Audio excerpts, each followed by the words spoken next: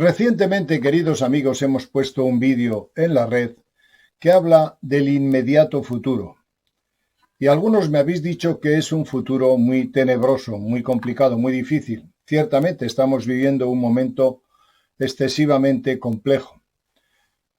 Con el problema de la crisis sanitaria y las actuaciones un poco despóticas de las autoridades hacia nuestras libertades, nos estamos dando cuenta que el ser humano, primero, está absolutamente separado, individualizado y vamos corriendo como si nos hubieran dicho que viene el fin del mundo, cada uno por su lado, a todo correr hacia no sé qué meta. Pero he hablado que Júpiter y Neptuno entran en el 2024 en el signo de Piscis, están actuando en el signo de Piscis y he dado esperanza. Me decís que concrete esa esperanza. Bien, sin complicarnos con el tema astrológico, muy sucintamente, Júpiter y Saturno han estado en Acuario, están ahora en Acuario, y Acuario representa la inteligencia, por tanto sería aprovechar 2021 y 2022 para que haya un reencuentro de personas bajo el amparo de la inteligencia, de la razón, de la ciencia, de la investigación. Formamos un colectivo que por primera vez, por encima de las religiones y encima de los dogmas, utilizando la razón, la inteligencia, la observación, podemos aspirar a un grado más alto de conciencia. Es lo que nos dicen esos planetas en el momento actual.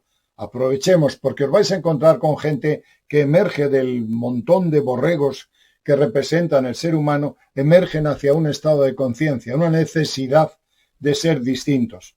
Pero claro, hay personas, muchos, que no tienen esa facultad de utilizar la inteligencia, la mente, el razonamiento, el estudio, la investigación, para adquirir o sentirse más cómodos en un estado de conciencia más elevado. Son personas que trabajan con el corazón, con el sentimiento, con las emociones. Por eso, para una persona muy intelectual, hablar de temas sentimentales puede sentir que es una debilidad, mientras que a una persona que, sobre todo, se expresa, capta con el corazón y el sentimiento, tanta ciencia, tanta inteligencia, la puede considerar demasiado frívola o rígida y unos a otros acusan a unos de tontos y a otros de falta de sentimientos. Bien, Júpiter y Neptuno nos oferta en el 2023, 24 y casi hasta el 25 las posibilidades de crear un estado de conciencia, de unirnos a una onda de conciencia colectiva de sentimiento, con el sentimiento. Pensando yo en esto, en Júpiter y Neptuno, cómo puede ayudarnos, llega a mis manos un libro de Brian Weiss que nos habla de las regresiones a vidas pasadas. Un excelente trabajo. Se trata del libro Los milagros existen.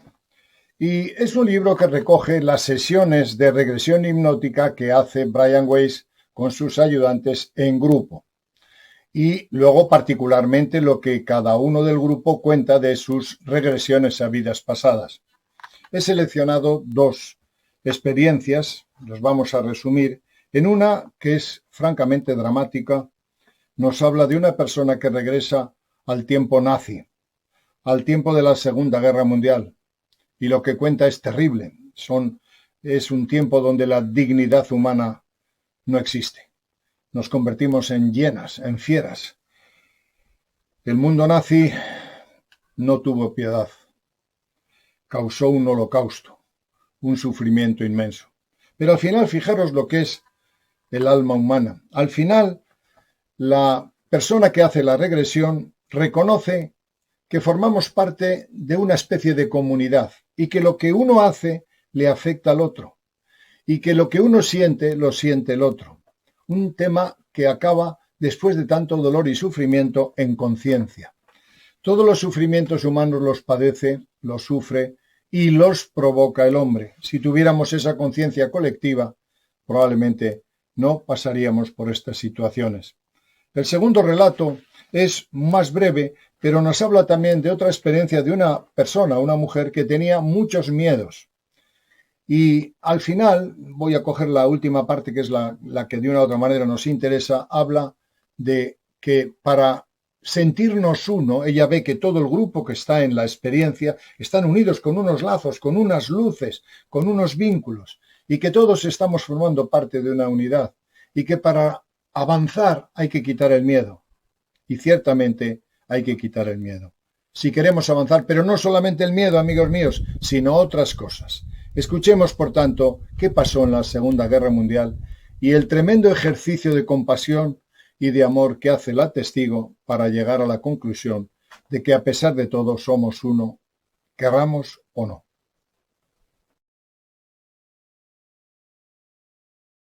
Necesité varios años y mucha sincronización acumulada para organizar mi calendario como pastora de parroquia de tal modo que pudiera asistir al taller de Brian y Kerel sobre terapia de regresiones al pasado en el Instituto Omega. Tras haber incorporado la hipnoterapia y el Reiki al ministerio sacerdotal, creí que acaso sería interesante añadir la terapia de regresión a mi repertorio de habilidades. Ni qué decir tiene que jamás habría imaginado los numerosos cambios acaecidos en mi vida debidos al taller. La primera mañana, Brian hizo la regresión de grupo. Tras llevarnos a un recuerdo de infancia y luego al útero, nos presentó una puerta que daba a nuestras vidas anteriores. Cuando la hube cruzado, no estaba preparada para lo que iba a experimentar. Me miré los pies y vi que sin duda pertenecían a una mujer madura con medios económicos holgados. Los zapatos eran de piel marrón bruñida, de un estilo sólido pero un tanto sofisticado. Las medias eran de una mezcla de nylon grueso que me recordaron las que solía llevar mi abuela. Yo lucía una falda recta de lana marrón hasta media pierna, una blusa color crema y un collar de perlas y pendientes con perla engarzada. Mi cabello también era castaño, y estaba echado hacia atrás desde los lados de la cabeza formando una especie de U en el cogote. No tenía ni idea de cómo había llegado a tener ese aspecto. Era relativamente delgada y medía alrededor de 1,60 m, nada que ver con lo de ahora. Me hallaba cerca de una ventana en lo que parecía ser el comedor o la sala de estar. A todas luces se trataba de la planta superior de un edificio, pues yo estaba mirando a la calle de abajo. El edificio del otro lado tenía una estructura parecida, con una fachada de piedra o cemento y unas molduras decorativas a lo largo de la línea del tejado y en la parte superior de las ventanas. Era sin duda un paisaje urbano.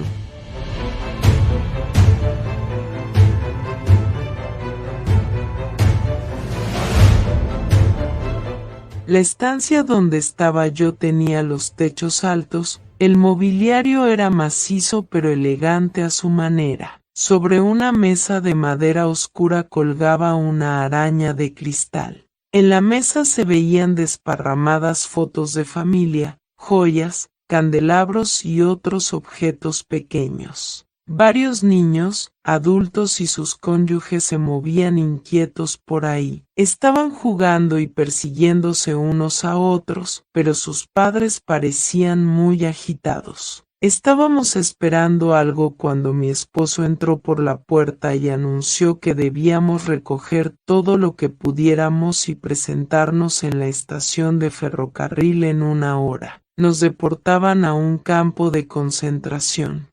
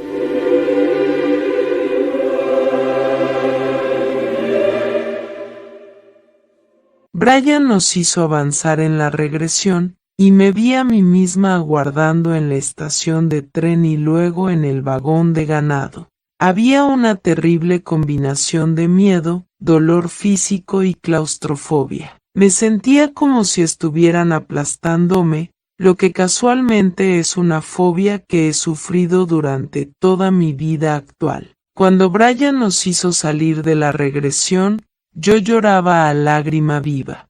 El segundo día del taller, Querel estaba buscando personas que hubieran tenido una experiencia de regresión el primer día y estuvieran dispuestas a trabajar con ella delante del grupo. Le conté mi historia mientras andaba cojeando ayudada de un bastón debido a un problema crónico de mi rodilla y a un reciente achaque debilitante. Me escogió para que yo fuera su cliente, y decidimos ahondar en mi primera regresión. Me entró un poco de pánico, pues me preocupaba no ser capaz de dejarme hipnotizar, ver solo una pared en blanco, o que el hecho de estar frente al grupo entorpeciera mi capacidad para experimentar cualquier cosa. Pero pasó todo lo contrario. La inducción fue como deslizarse en la relajación más profunda que hubiera experimentado jamás. Querel me guió con mano experta hasta ese recuerdo de las vías del tren.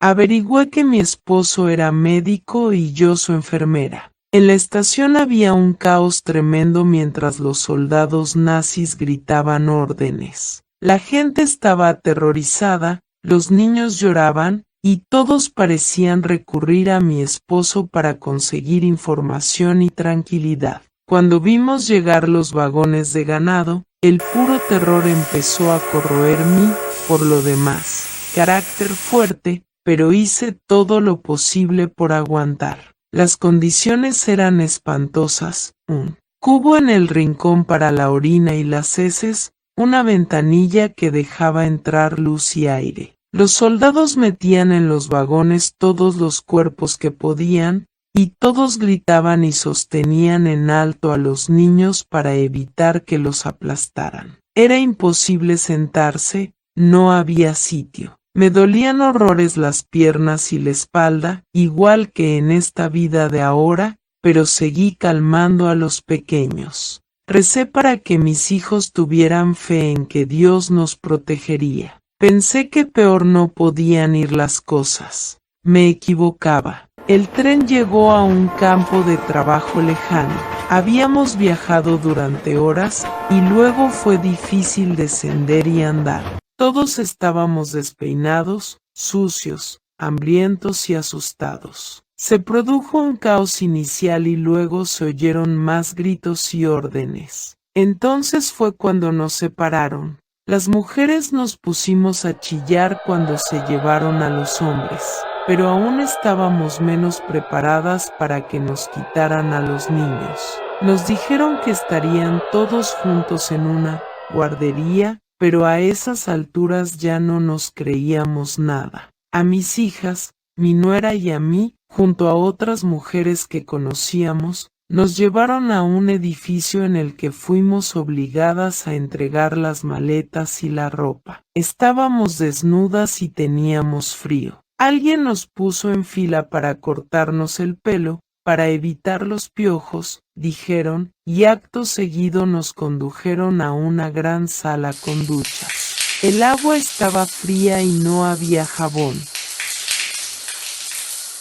Después nos dieron un atuendo de tela basta y áspera. Tampoco había toallas. Fue humillante y degradante. Mientras Querel me guiaba a través de esta pesadilla, recuerdo que revelé a los oficiales del campo mi condición de enfermera. Me había enterado de que mi esposo estaba trabajando como médico en la enfermería de los hombres. Pero en vez de aprovechar mi capacidad profesional, me ordenaron ir con las demás a ayudar a mover piedras para construir una carretera. Esto me fastidió en serio la espalda. Entonces Querel me llevó a mi muerte. No morí en la cámara de gas, sino en la enfermería de las mujeres. Vi a mi esposo una última vez a lo lejos, nuestras miradas se cruzaron un instante. Supe que él había encontrado un modo de que me llevaran a la enfermería, sobornando a alguien.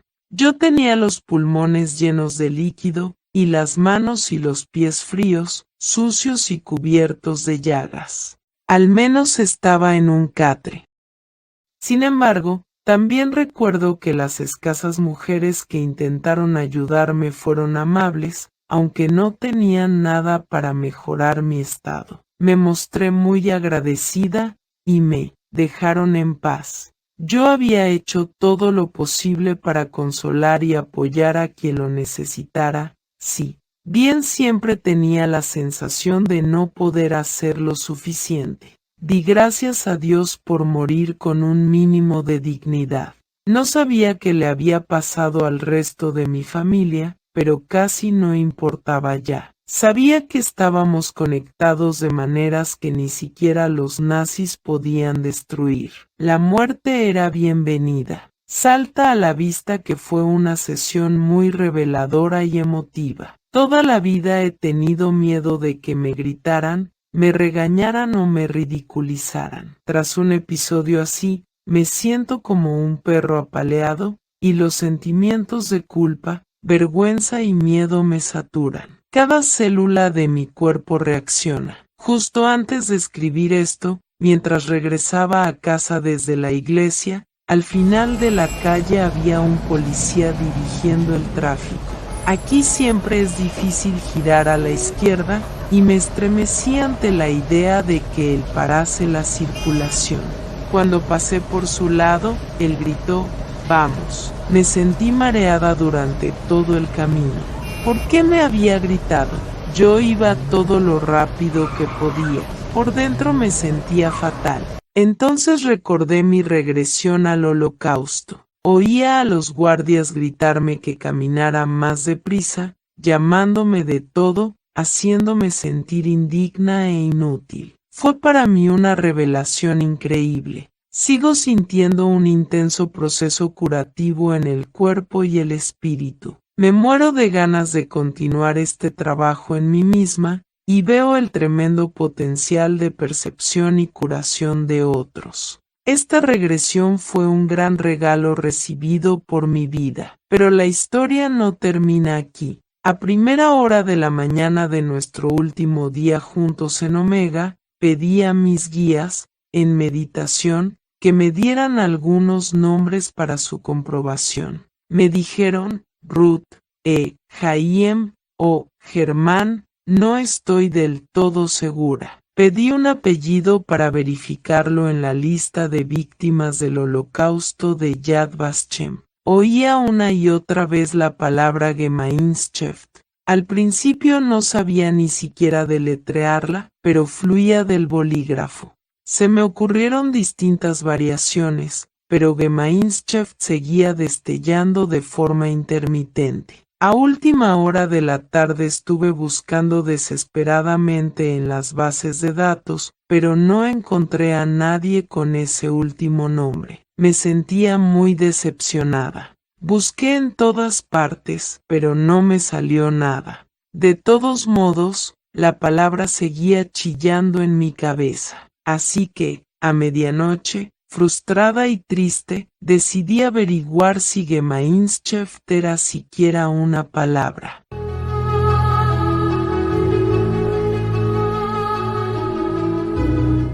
Lo que descubrí me dio escalofríos. Gemeinschaft fue acuñado por un sociólogo alemán a finales del siglo XIX. Significa comunidad. La doctrina de Gemeinschaft tiene que ver con un organismo vivo, una comunidad orgánica y real en que las personas están conectadas entre sí por creencias, lazos culturales y otros identificadores. En Gemeinschaft, todo el mundo es importante, todo el mundo es igual y todo el mundo tiene algo que aportar al conjunto. Gemeinschaft trasciende la sociedad, y cuando uno es parte de esta comunidad, se le reconoce como miembro intrínseco de la misma donde quiera que se encuentre. Todo eso tiene que ver con la comunidad amada, en la que no hay barreras que nos separen. Percibí que los guías estaban enviándome un mensaje más importante que un apellido. Me gustaría hacer más trabajo de regresión, pues noto que necesito y quiero aprender muchísimo más. Pero entre tanto voy a tomar este mensaje en serio y veré a dónde me lleva. La comunidad que creamos en Omega era Gemeinschaft en grado sumo, sin lugar a dudas.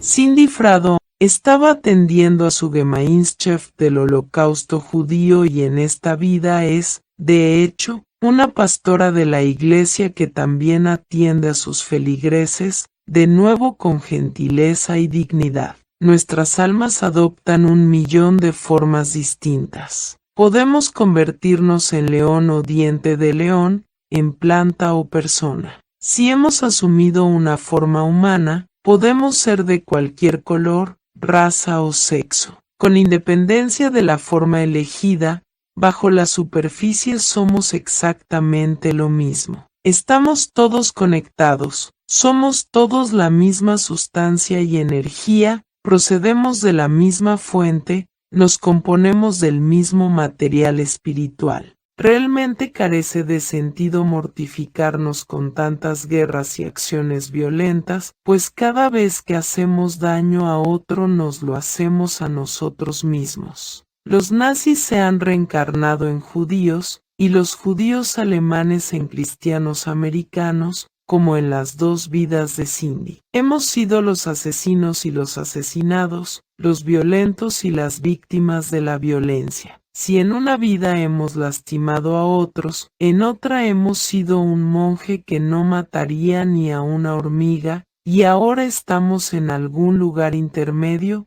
aprendiendo sobre el equilibrio. Así es como evolucionamos. A menudo nos metemos en el cuerpo de nuestros enemigos para aprender la verdad de que el color de la piel, la nacionalidad, la religión o el género son unos arreos exteriores ajenos al alma. El odio tergiversa la realidad. Debemos aprender de todas partes. Cuando nacemos en el cuerpo de nuestros enemigos, ¿qué opción nos queda salvo la de amarlos? Vemos a sus bebés indefensos, observamos que cuidan de los ancianos, se preocupan de tener alojamiento y comida suficiente, y se enfrentan a los mismos miles de detalles cotidianos que nosotros. Les reconocemos como iguales. Esta sabiduría trae la paz de la mano. Nuestra comunidad, nuestra verdadera Gemeinschaft, es la totalidad de la comunidad humana, y más que eso. En cuanto miramos a los ojos a otra persona y nos vemos a nosotros mismos devolviendo la mirada, somos capaces de crear un cielo en la tierra.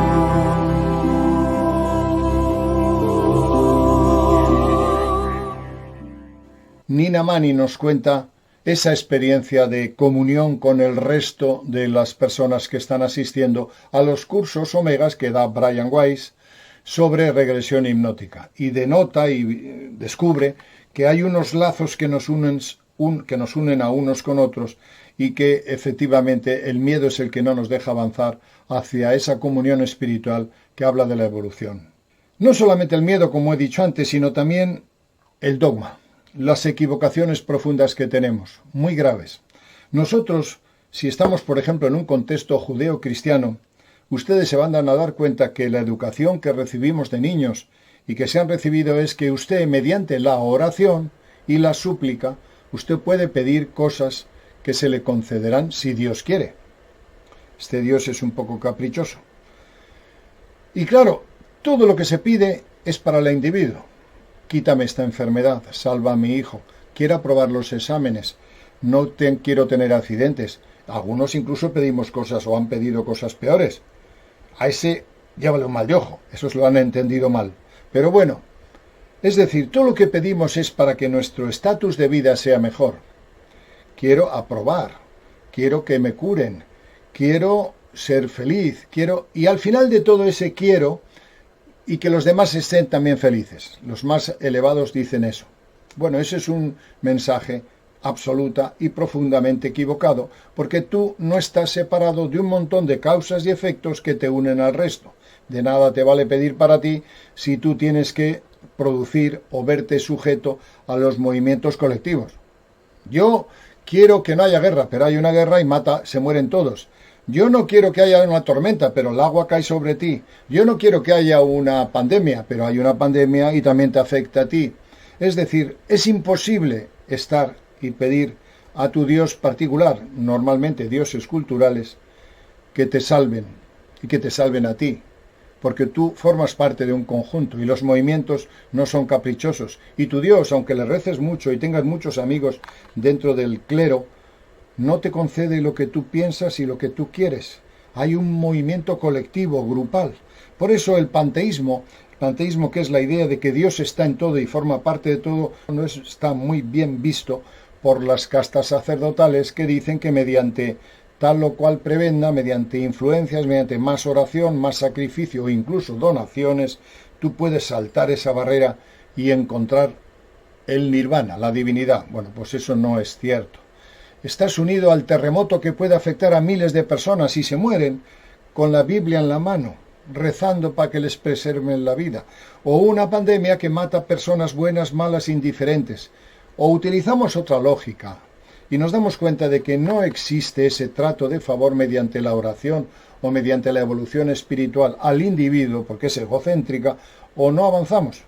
Ahora hemos sustituido el concepto arcaico de la súplica que todas las religiones tienen por los cursos de autorrealización espiritual, como hemos dicho en otros vídeos. Si yo hago este curso, me elevo a la quinta dimensión y aprovecho de las energías que vienen de Alción o de Alfa Centauro, me cabalgo sobre esa onda y estoy en la quinta dimensión. Y por tanto ya no me aguanta nadie, ni mi padre, ni mi madre, ni mis amigos, porque yo ya estoy por encima. Volvemos otra vez al canto egocéntrico e individualista del yo.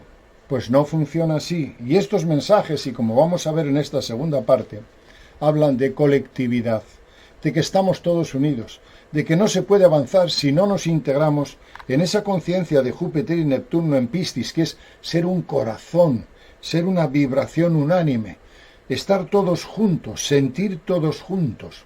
Vamos a ver esta segunda parte para luego concluir cómo todos, aunque usted quiera estar solo en su casa individualmente, rezando a su Dios o utilizando tal o cual ejercicio, insisto, la casa se puede caer mañana y matar a todos los vecinos, o puede haber una pandemia, puede haber un terremoto.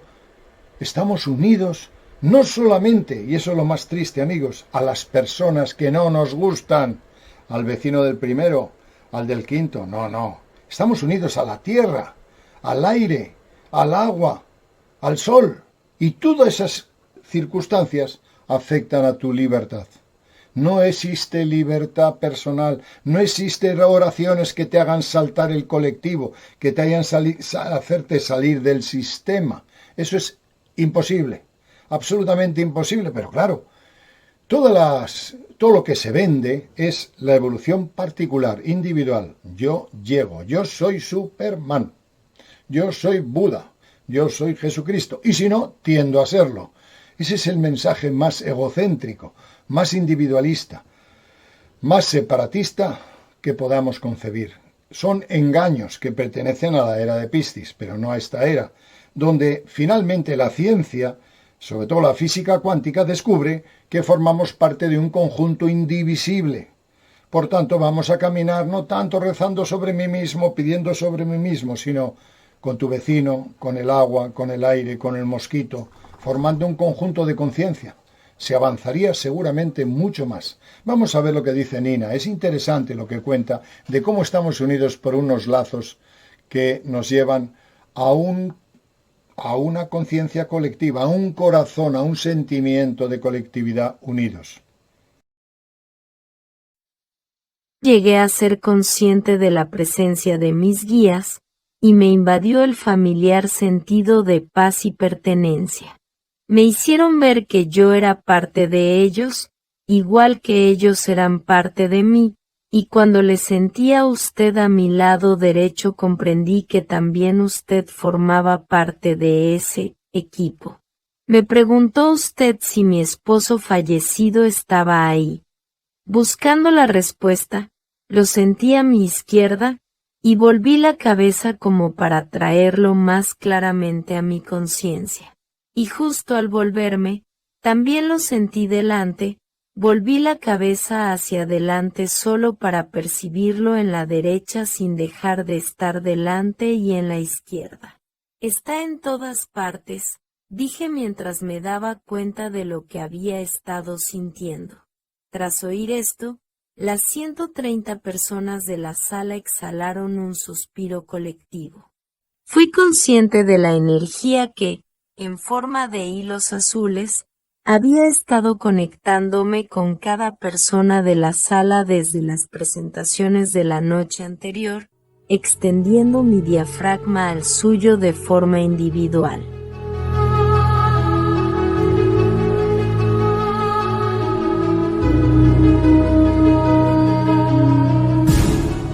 Cuando suspiraron todos en respuesta a sus propias emociones, agitadas por haber compartido mi conciencia de la presencia de mi esposo, los hilos salieron disparados de cada uno, yendo de uno a otro, en un tejido de conexión hermoso, sencillo y a la vez complicado.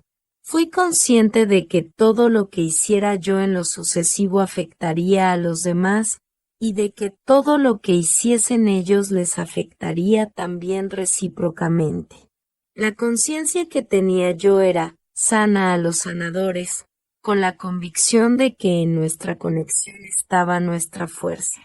Sintonicé de nuevo para oírle a usted preguntar si mis guías seguían presentes. Yo respondí que estaban presentes y siempre lo están, y añadí: somos un equipo y tenemos una finalidad. Usted me preguntó cuál era esa finalidad, y yo empecé a ver infinitos destellos de escenas, solo destellos, pero acompañada cada una de emociones y detalles. Las pocas que pude captar incluían a un preso sentado en el borde de la litera con la cabeza entre las manos, sintiendo más dolor, miedo y enojo hacia sí mismo del que ninguna de sus víctimas habría podido jamás imaginar, pues ni siquiera él sabía por qué hizo las cosas que hizo, con lo cual no podía confiar en sus propias acciones. Una madre sosteniendo a su hijo, ambos muriéndose de hambre. La madre asfixiándose en su propia pena, sabiendo que el niño moriría de desnutrición antes que ella, temiendo que muriese creyendo que su madre era egoísta por no haberse muerto antes.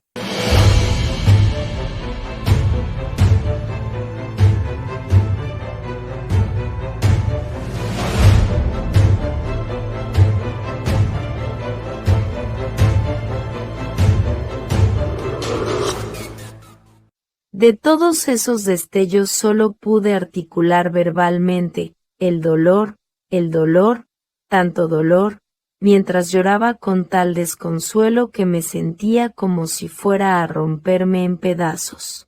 Todo el dolor viene del miedo, los malentendidos, el temor a ser temido, dije.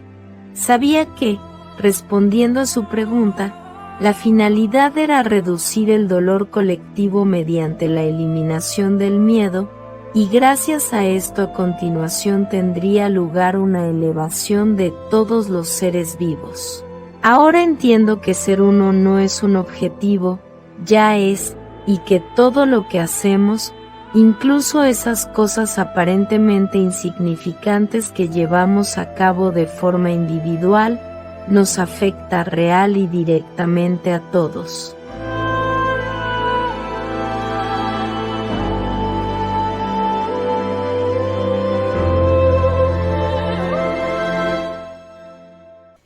Bien, queridos amigos, habéis escuchado los dos relatos de Brian Weiss. Seguiremos tocando a Brian Weiss porque es un ángel, una persona que nos ha hecho con sus libros entrar en la inmortalidad. Él habla de que vivimos muchas vidas, que venimos muchas veces, que las ataduras y las limitaciones que tenemos ahora ni siquiera pertenecen a este tiempo, vienen de otras vidas.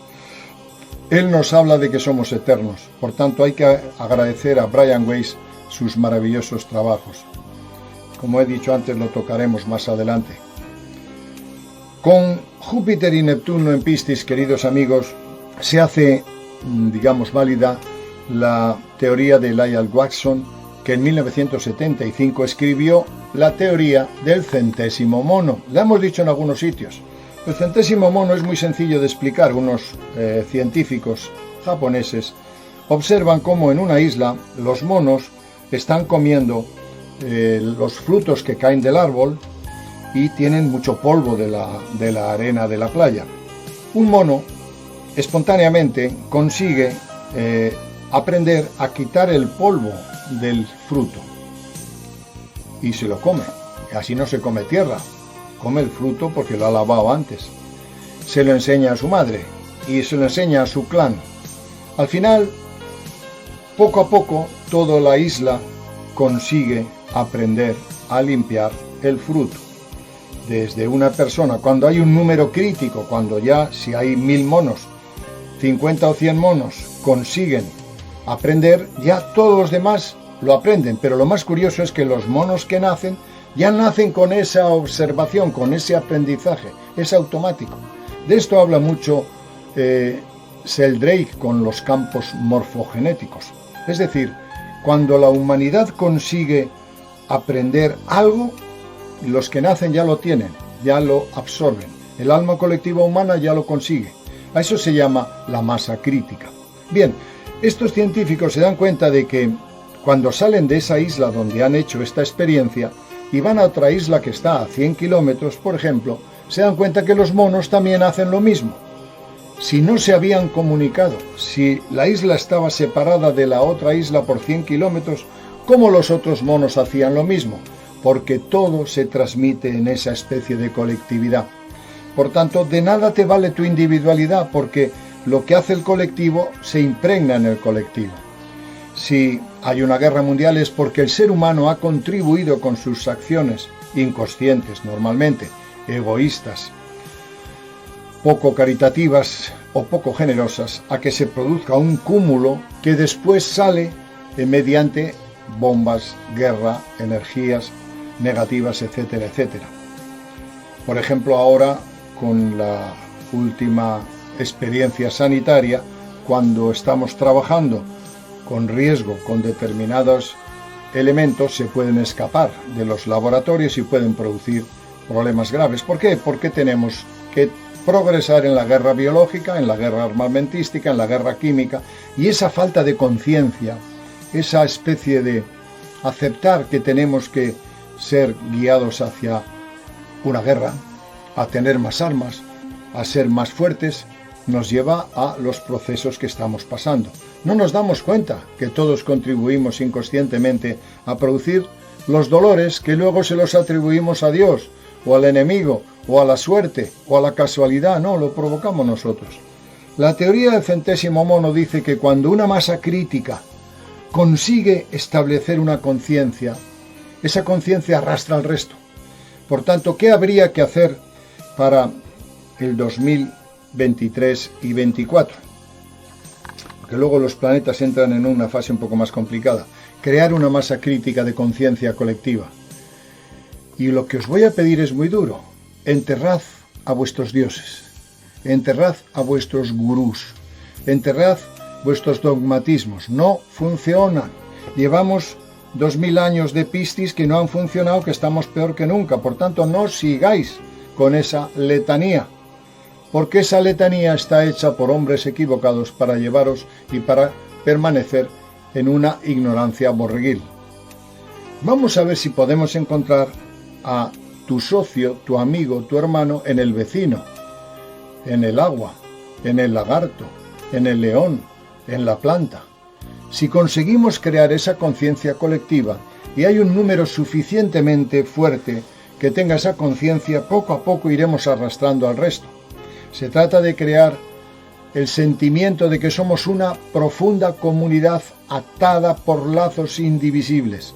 Y además, como decía la primera experiencia, hoy tú eres el castigador, el soldado que castigó a los judíos, pero luego los judíos se vuelven nazis, los otros se vuelven ángeles, los otros se vuelven demonios, los unos pasan esta experiencia, los otros la sufren en la siguiente. No nos podemos escapar de nuestras acciones negativas. Júpiter y Neptuno en Piscis, queridos amigos, la podemos aprovechar para establecer, para primero enterrar los antiguos dogmas. No funciona. No existen reinos de Dios, no existe redención ni esas cosas que ustedes quieren seguir. Hay que respetar a cada uno con sus convicciones, pero no existen. La realidad es que estamos en el peor momento, uno de los peores momentos de la historia, porque no hemos aprendido y porque no hemos puesto en marcha el sentimiento de solidaridad, el sentimiento de colectividad. Por eso cuando hacíamos el estudio de futuro y lo veíais tan negro, me decíais que era un poco duro. No es cierto. Es duro para algunos, es duro para los ciegos, para los borregos, para los que se dejan llevar, para los que no quieren cambiar su estatus. Pero es esperanzador para las personas que entienden que esa energía que se plantea ahora, que surge ahora, puede llevarnos a un mayor estado de conciencia. Y en ese estado de conciencia, queridos amigos, no existe una jerarquía, no existe el Dios supremo, su hijo, su padre, su abuelo, su tatarabuelo, y por debajo su primo, las castas sacerdotales. No existe. Esto es un montaje intelectual que está en todas las religiones. Digamos que divinizamos a los personajes y todo lo que estamos por debajo somos aprendices y aspiramos a llegar a ese arquetipo que hemos creado, que es un arquetipo mental. Eso no funciona. Somos un colectivo.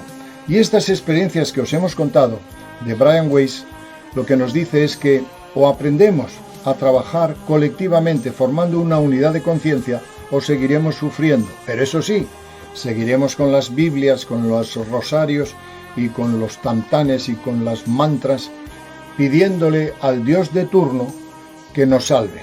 A ti te va a salvar y el resto no. Que salve a nuestros hijos. A tu hijo solo va a salvar que aprobemos el examen, que nos dé dinero, que todas esas cosas no funcionan. Y por eso estos dos mensajes que son simples, quizá nos presente la realidad de que ya es hora, después de miles de años, que dejes tu egocentrismo, tu individualidad absoluta, y que entiendas que hay que incorporar al carro de la evolución, a tu destino que quieres que sea maravilloso, a tu vecino, aunque no te guste, al político, al equivocado, al ladrón, al lagarto, al aire, al agua, formar una conciencia colectiva evolutiva. Júpiter y Neptuno en Piscis facilita que, como antes hubo el llamado al mundo intelectual, con Júpiter y Saturno en Acuario, ahora va a ser el llamado al mundo del corazón y del sentimiento. Y este vídeo obedece a esa respuesta. no es tan duro el mensaje si sabemos entender que es una esperanza, que es una oportunidad meter en nuestro corazón, con la teoría del centésimo mono, creando una masa crítica de personas que aman al colectivo, que aman a la comunidad, que no piden solo para ellos mismos, que no están siempre con el miedo de que van a perder. Se pierde por todos, para todos. Tú no eres tan importante, yo no soy tan importante. Es todo un conjunto. Bueno, esto es lo que os quería transmitir, estas dos experiencias de Brian Weiss que han surgido como consecuencia de la reflexión sobre Júpiter y Neptuno en Piscis, que nos dice que, insisto y reitero, es una llamada a las personas que no leen, que no razonan, que no estudian, pero que tienen un sentimiento maravilloso. Es una llamada a la gente del corazón. Vamos a formar una masa crítica de personas conscientes y responsables que llevemos sobre nuestras espaldas, en nuestros corazones, a toda la humanidad. No solo a ti, a tu Dios, a tu gurú, a tu mantra, a tu oración particular. Todos juntos hacia un futuro mejor. Nada más, os mando un saludo cariñoso. Un abrazo.